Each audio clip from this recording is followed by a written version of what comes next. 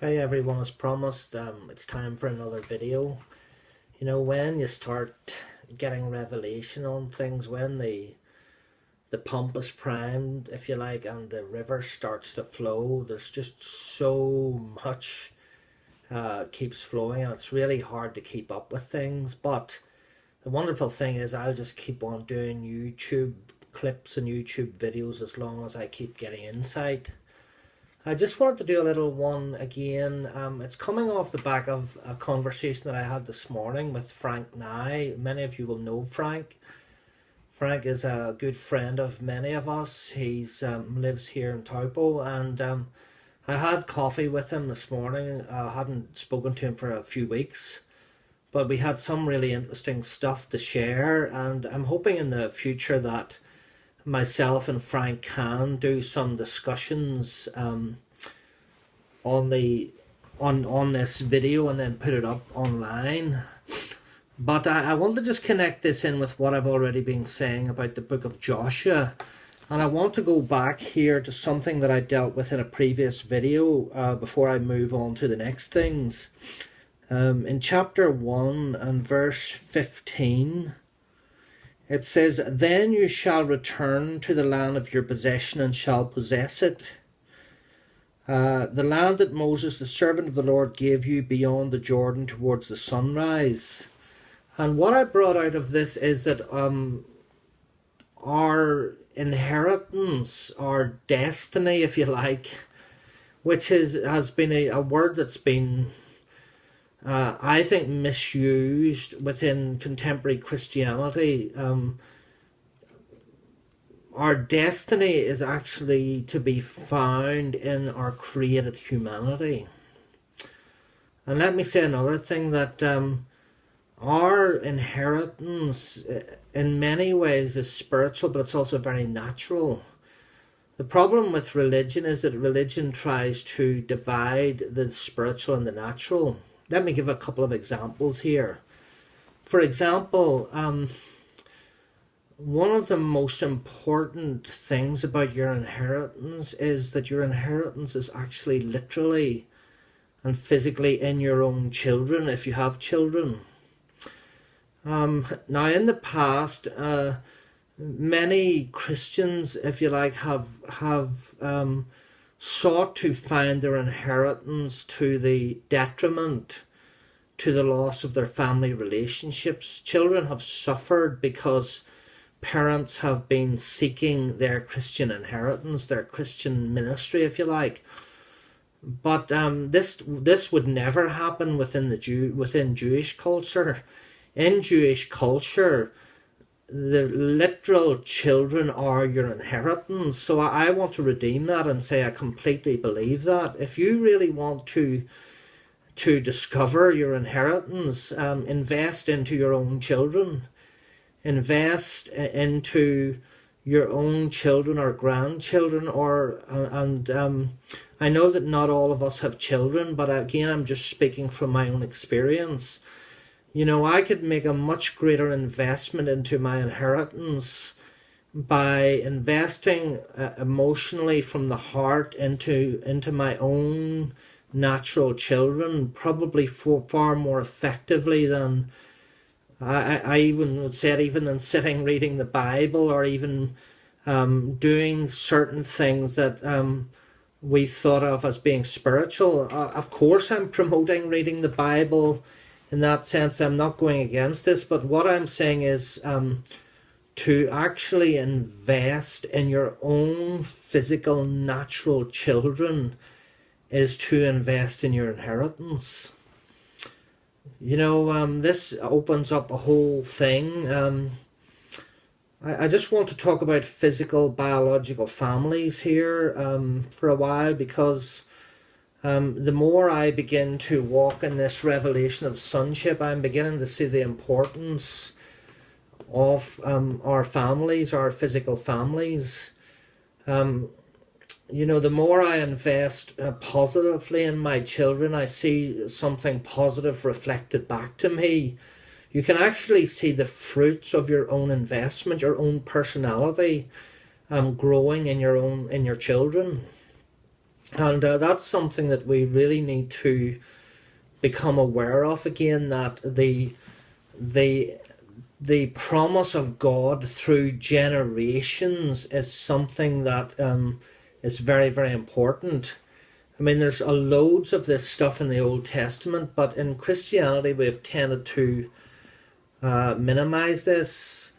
Now, if you don't have children, that's God's inheritance is as open to you as anything else. You're not at a disadvantage. What the emphasis that I'm making is those of us who have children, that we can actually invest ourselves into them, and because they literally and physically are in our inheritance. We can see things in our children that are an expression of who we are, and of course that happens for the negative too.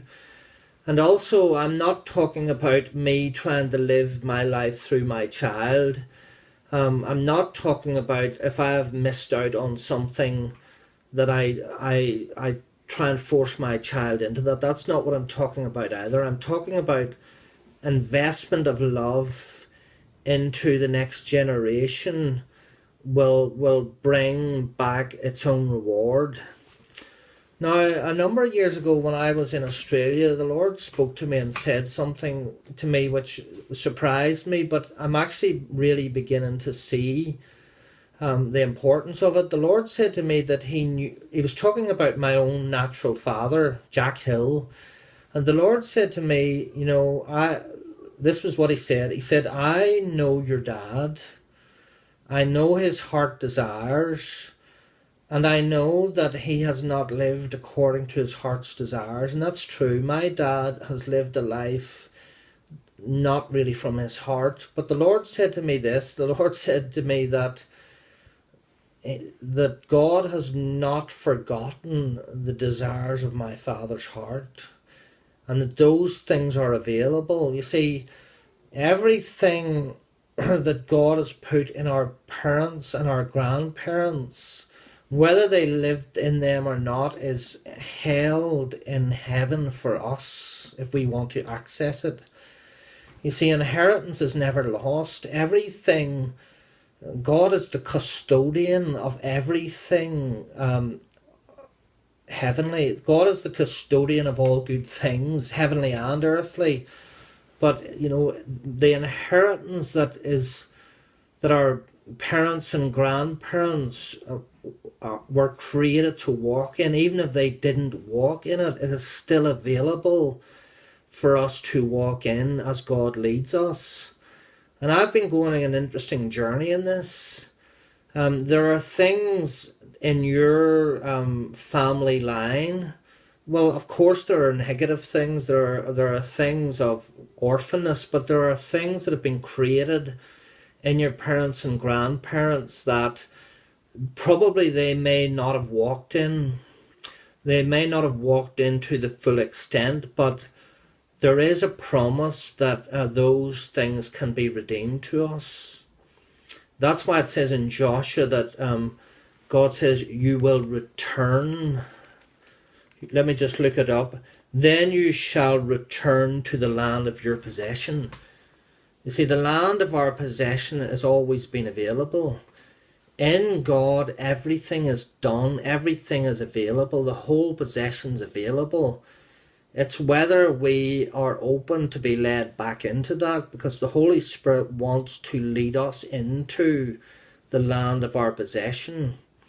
And to come into that involves forgiveness. It involves forgiving, realizing what has been stolen from us and forgiving. And, some of us have actually been led to forgive not our parents, but our grandparents and great-grandparents. And what I want to say about this is that when we're led to forgive from the heart generations further back from our parents, it is directly connected with redeeming our inheritance. And I want to just give an example. Recently I was led to do heart forgiveness, to forgive my grandfather on my mother's side, my mum's dad, from the heart.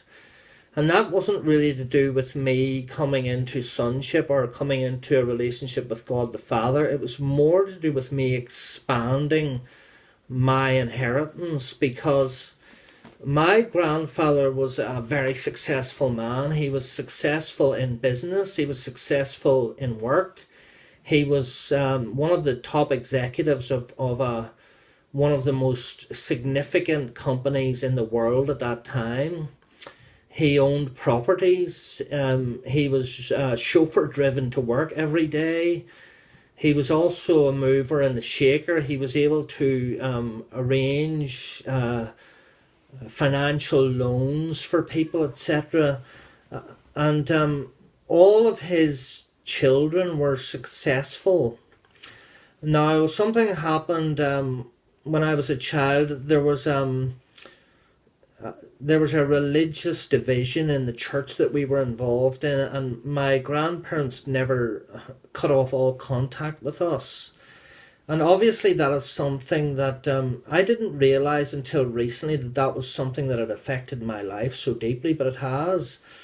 But when I was led to forgive my grandfather, particularly from the heart, it has begun to open up the inheritance that he walked in. It has begun to open up something that he had, an inheritance of financial success, of vocational success, of business success, of influence that was not in my immediate family, that my father didn't have.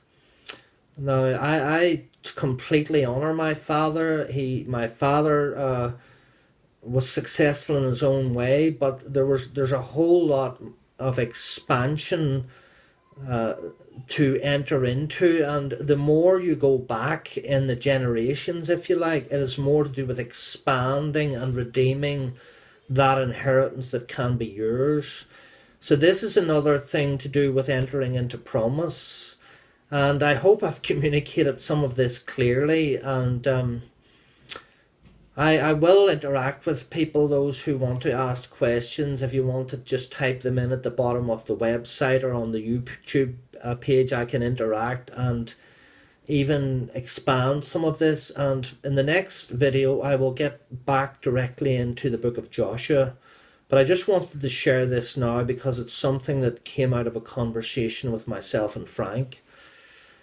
Just one last thing before I leave, and this was a really interesting thing that Frank Nye opened up to me this morning. In the Old Testament, it says that God, that the sins of our forefathers, to use the old King James sort of language, will be visited upon us to the third and fourth generation.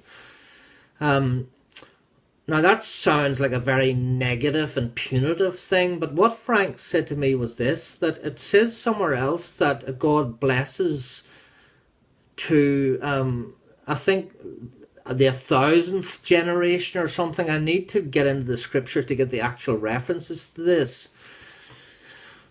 But you see, this actually shows the heart of God. All we need to do in that sense is to resolve the issues 3 or 4 generations back in order to open up the whole line for 1000 generations. You know, so some of you may be being led to forgive maybe grandparents or great-grandparents, what you know of them, but that opens up the blessing, that it opens up a gate of blessing that goes back way beyond that.